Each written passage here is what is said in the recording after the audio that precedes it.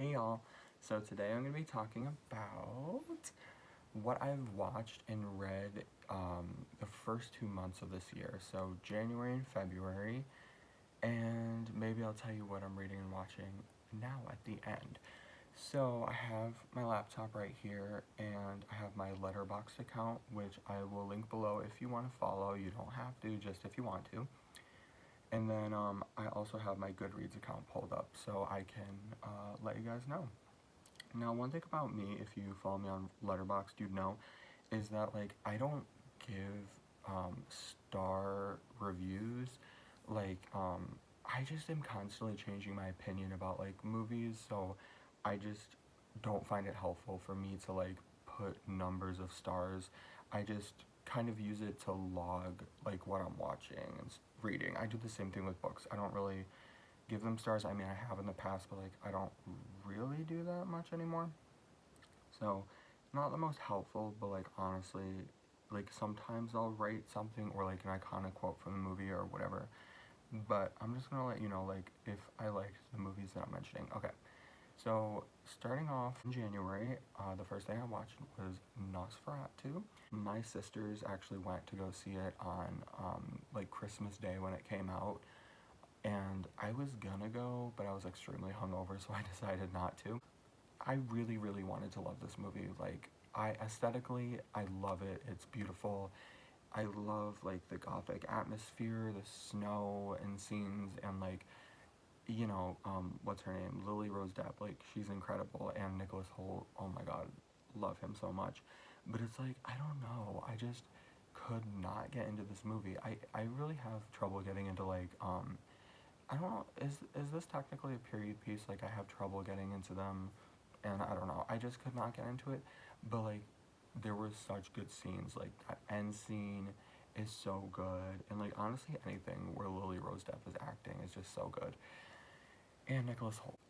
Alright, now, second thing I watched was Candyman Farewell to the Flesh, which is the sequel to the 1992 Candyman, which is literally one of my favorite freaking movies ever, if you know me, and, I thought this was okay.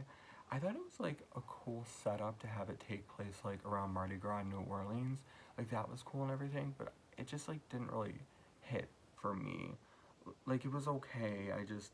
And then like the main girl like not being played by Virginia Madsen, which I get why it wasn't, you know, if you've seen the first Candyman film, but I don't know, I just was like she didn't really work for me. I was just like, I miss Virginia Madsen, but Tony Todd is in it, and whenever he's on screen, it's great. But it does not hit as the same as the first Candyman. Like, that movie is just perfect. In my opinion, it's a perfect horror film. But the second one, not so much, I would say. I mean, I don't know. I wasn't the biggest fan. I did mean to also watch Candyman 3, I believe it was called Day of the Dead. But I have not seen it yet. I will probably be watching it soon, and I'll let you know what I think about it. And I have seen, like, the newest Candyman. I actually saw it in theaters twice, and I liked it at the time. I mean, looking back on it, I don't know. I never, like, loved it. I don't know. The original is just my favorite. I love it so much. Alright, and then the next film I watched was The Slumber Party Massacre, which I've, like, known of this movie for a while, but, like, for some reason I've never checked it out, because I, like, thought it was, like, extremely like gory, and like I don't know why for like a while I kind of stayed away from like gore and gory movies and stuff, but then I got like obsessed with the Terrifier movies, and I was like, okay, now that I've seen these, I can basically watch any movie and it won't really compare gore wise probably to these, because especially if it's like a movie from the 80s, like I think I'll be good, because you can tell like so much of the gore is fake, so it's just like it was okay. And I actually thought it was a fun movie. I'm interested to see the second one, because the reason I watched the first one is because I heard this girl talk about it on like an Instagram reel or TikTok or something, and yeah, she said the second one is like a lot of like fun, so I'll probably watch that soon. And then next up, I would say this is a rewatch, but I don't think I watched it like sat there and watched it all the way through, but it was Hereditary, and this movie was so good, like so good. Um, Toni Collette, just iconic, a queen, and is his name Alex Wolff? I think that's his name. I am just like in love with him. The whole movie, I'm just like, you are so hot. Like, literally, oh my god, he's fine as fuck. Um, but the acting is so incredible in this, and it's so, like, eerie and just, like, ugh, like, I don't know. It just has a vibe to it. And the young girl, Charlie, I forgot, Millie Shapiro, she's really good too. And even the dad's good too. Like, honestly, the acting's incredible. It's a fresh, like, new sort of movie. It's very strange, like, extremely strange, but I mean, I thought it was really good. And then I ended off the month watching Burlesque with Cher and Christina Aguilera. I've never seen this one before. And I've, like, been trying to watch, like, all of Cher's movies because, like, my brother, like, started getting into her, and then, like, I, like, started getting into her. And, like, my mom used to love her when she was younger. Like, she had the Cher doll. She watched, like, the Sonny and Cher show, like, the whole 9 yards. But, like, for me, I really wanted to, like, watch this one just because, like, I don't really know specifically why, but me and my brother were gonna watch it together, and we never did, so I just decided to watch it on my own, and I loved it. It was so good.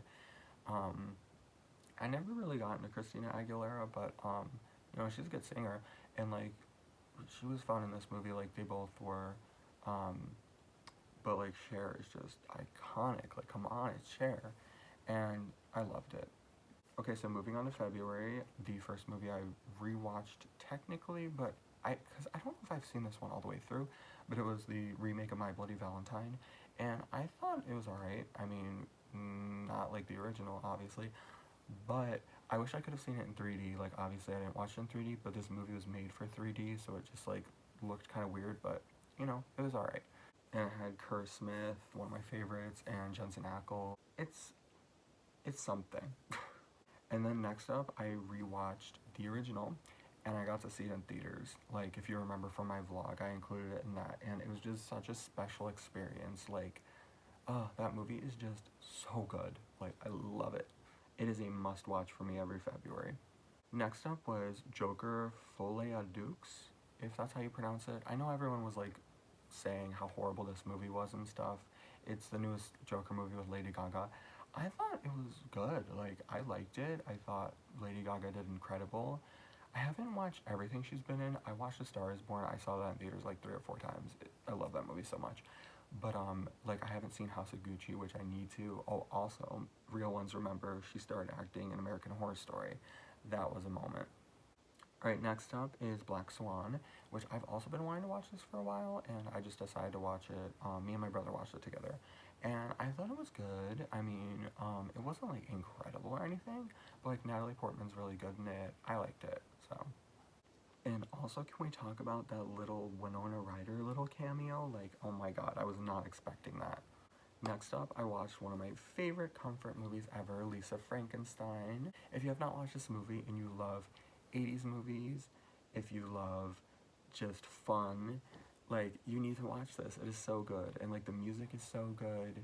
I love Catherine Newton in it, and Cole Sprouse. It's just so fun, and, like, I can't say enough good things about it. I just love it. I remember I saw it, I think, like, twice in theaters, and I was just, like, so excited each time because it's just, like, me and my sister both love it, and I feel you should watch it if you think you would like it. But even if you don't think you would like it, please watch it because I love it so much.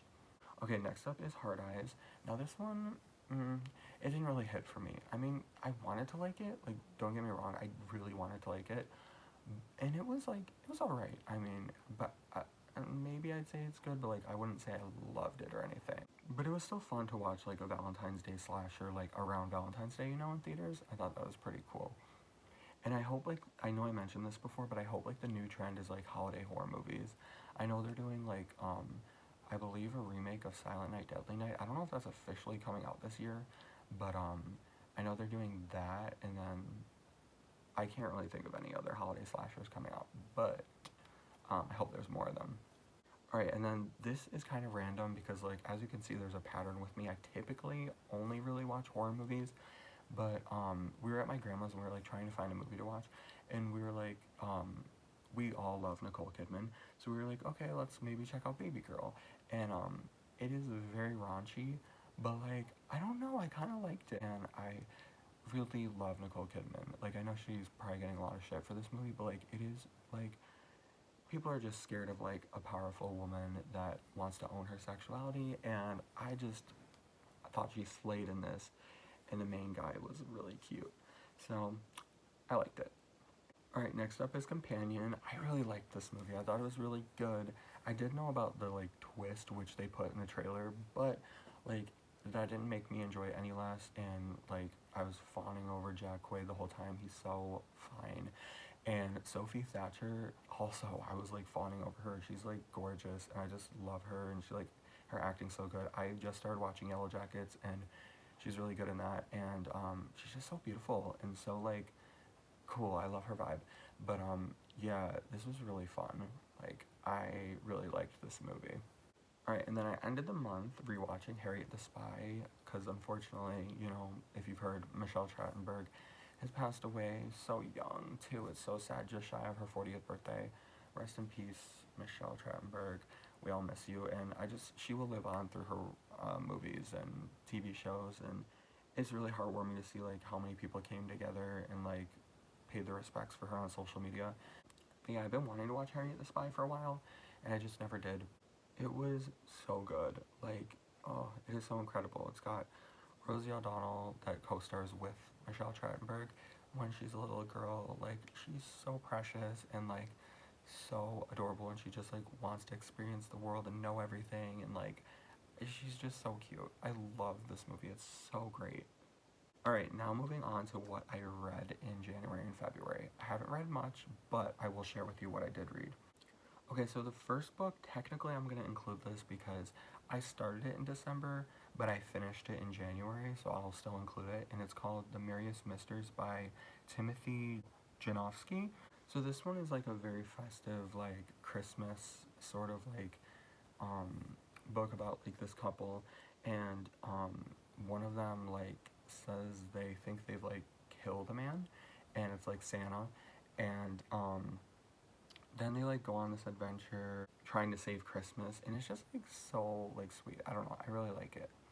And then the next one was a book recommended actually by another YouTuber on here, Haunted House Cat. Adore her. And this one is called Scary Book of Christmas Lore, 50 Terrifying Yuletide Tales from Around the World. And it is by Tim Rayborn, and it's just like a bunch of like Christmas like folklore and like from other countries. Like, it goes around the world explaining like all these like Christmas like creatures and demons and mythology, and just like it's really cool. Like, it's a really fun read. It took me a while to read it, but like I'm glad I did. Like, I read it well after Christmas while it was still like winter time, and I don't know, I thought it was a really fun read. Alright, and then next was Mysterious Skin by Scott Haim, and I really want to read more by him. There's this other one, I forgot what it was called, but my library only has this one and then like that one, so I might have to buy the other one. But I saw the movie first, and then I decided to read the book, and the book is a little bit different, but kind of like the same. I would say for the most part, like the plot and everything. And it is just, if you know anything about this book or movie, it is just heartbreaking, extremely heartbreaking. And it's about like these two boys that get essayed by like their coach, their like baseball coach when they're younger, and one of them like knows about it and like remembers it, and he's like a gay hustler now. And then the other one is like kind of like shy, like nerdy, I guess you could say, and like he thinks that like he like blacked out like the times where that happened, so he's like coming to terms with it, but he thinks it was like an alien abduction sort of like situation. He like finds out more about that, and then at the end, you know, I'm not gonna spoil it, but the two boys come together, and you know, they figure out together what actually happened, and it's really heartbreaking, but it is so good. Like, this author, clearly I can tell he's been through some stuff, and like I really feel for him. And the movie is really good too. Like, if you haven't seen it, you should check it out, but be warned, it is very heavy. Alright, and then next up, I decided to read Burn It All Down by Nicholas Di Demizio, I believe is how you pronounce it. And this one was a good like thriller book, but like also with a gay main character and his mom, and it's like they start off by like setting a fire in his mom's ex's bathtub on accident, and they like spend the whole book like running from what happened because the like fire got out of control and it ended up like burning the whole house down. So the whole book they're just like running away, like on the run, trying to discover, or and they start to like discover things like about themselves, and yeah, it's like a whole thing. This is one of my favorite authors ever, Nicholas DiDomizio. Like I read his books, The Gay Best Friend, Nearly Weds, and literally loved those ones. They were page turners for me. This one is very different from those, but like I still enjoyed it. So, all right, next up is Girl Interrupted by Susanna Kaysen. And this book also has a movie, and I saw the movie multiple times before I read the book. Her mom sends her to a mental health hospital, and it's just like telling about like her account in there and dealing with like mental illness and stuff.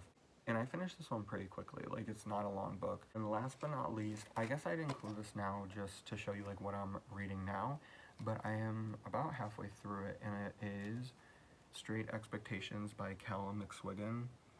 I thought I'd just show you because, you know, I have it, and it's basically about this guy who is in his senior year of high school, and he like makes a wish to like not like be gay. He learns that like it's kind of like a be careful what you wish for sort of situation, which might sound cheesy, but like this is with like a queer twist, and it is just, it's pretty good. I'm about halfway through it, like I said, and I'm enjoying it. So I can't wait to finish it, and I'll have to let you know what I think if I do another one of these videos. And then for everything I'm watching right now, I just finished watching a show called Heartbreak High. So good. I really loved it. And now I'm casually watching Yellow Jackets. I don't know if I'm gonna watch the whole series, but you know, we'll see where that goes. And also, I haven't watched any movies lately, like at all, which is really strange for me, but I'll probably get into watching some more. Me and my bestie are gonna do like a movie night over FaceTime, and we're gonna watch Grease. I'm so excited. But anyways, that was everything I watched and read in January and February of this year. So, thank you for watching.